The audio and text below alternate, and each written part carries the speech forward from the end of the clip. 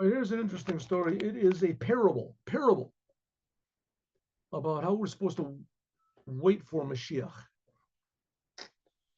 We're not supposed to wait passively. We're supposed to wait actually. But the fact is that when Mashiach comes, he'll be a person like everybody else. But the changes that he'll bring about in the world, especially the revelation of God, culminating with the raising of the dead, will be things that are incomparable. Incomparable with no. So a person might think, well, the changes are coming; they're incomparable. So that's God's business. It's not my business. So the answer is, you're right. It is God's business, but you're wrong. It is also your business. So we have to do everything we can in order to facilitate the arrival of the Mashiach. And when it actually happens, it's going to be completely incommensurate to our work. Huh? It's like shoveling somebody's, the snow from somebody's lawn, from somebody's uh, front walkway, the pavement in front of somebody's house, and he says, "Thank you very much. You did a good job. Here is $15 billion." Where did that come from? What am I going to do? $15 billion. I'll give you advisors and things like that. I mean, I just worked for a half an hour. I mean, yeah, but you did a really good job. So here's 50. That doesn't make any sense. Well, that's what's going to be with the Mashiach. But the future redemption. But you have to do the work. You have to do the work. Right? Okay. So here's the story. Once upon a time, there was a king, and this king was enamored.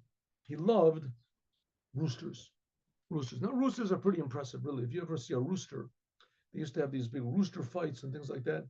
So roosters are very, first of all, they're colorful.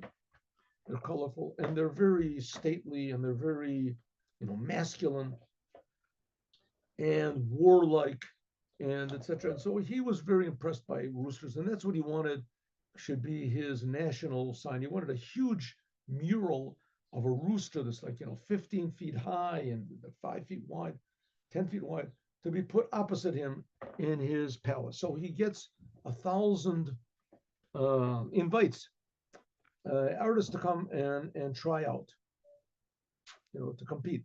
So it ends up, he narrows it down to three, like great, fantastic artists, the best in the world. And all the other artists, he gives them something, he gives them their trip there and back for free, and he also gives each one a few $1,000s. But these three special ones, he gives them a house. Each one gets his own house, and he says, "I want you to work for 1 year. You have 1 year to work, and at the end of the year, there's going to be a tremendous ceremony. I want each one to present me with his rooster."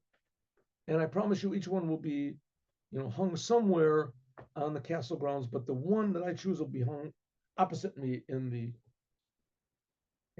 opposite my throne. I said, okay. So they make a big deal out of it. After 1 year is finished, there's a big amphitheater that the king builds, and there's like tens of thousands of places for people to sit. And at one end of this amphitheater, there is the three artists come, and their pictures are all wrapped up. They're wrapped up, and they put their pictures. They put their pictures on this big stand, and there's lights on the stand, and the crowd is packed. The place is packed, and everyone is watching to see what these pictures are. So the king said to the first artist, "Have you finished?" "Yes, I have, Your Majesty, and I hope it finds favor in your eyes." "All right, let us see the fruit of your labors." Ready? The trumpets sound, da, da, da, da, da, da, da, and the spotlight goes on the first picture, and everybody is holding their breath, and he pulls this cord, and the wrapping falls off from the picture, and they see this beautiful, just amazing, the beautiful, stunning picture of a rooster. And the crowd claps, and they said, "It's wonderful." And the king said, "That is just really beautiful. That is really a beautiful picture. Let us see the second picture." He says to the second artist, "Are you ready?" And the second artist says, "Yes, I am, Your Majesty. I hope this finds favor in your eyes." And the king said, "If so, let it be announced." And the trumpets again, the cornets, and he pulls the cord, and the picture is like 3 times as beautiful as the first one, with colors and with this, and the people clap. I told people even stand up from the crowd, bravo. And the king said, that is really also very, very beautiful. I see, I made a good investment. I haven't wasted my money, but let's see the third one. So he said, have you finished? He said, yes, I have, Your Majesty. He says, well, let's see your picture.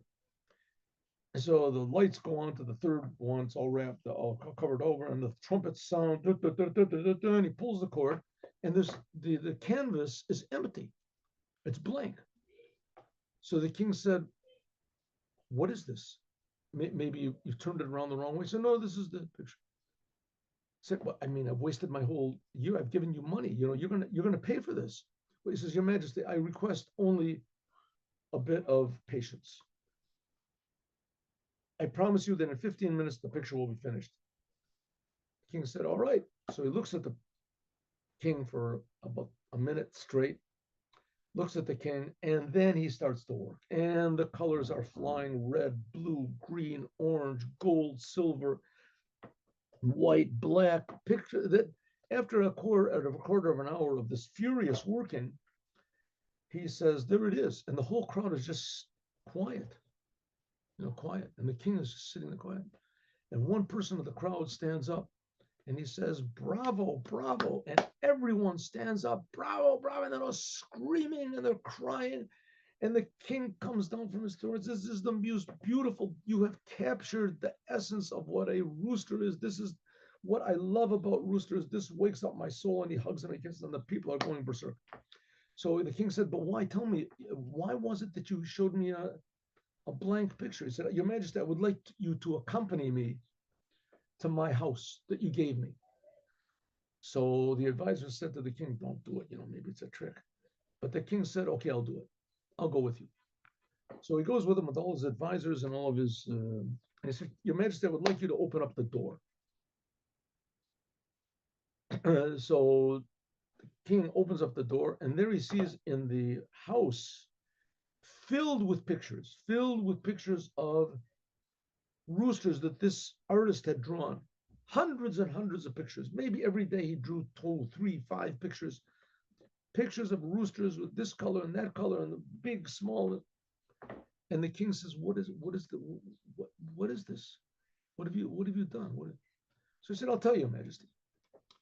He said, I knew that if I drew a picture not in the presence of the king, that I would only have an idea of the king.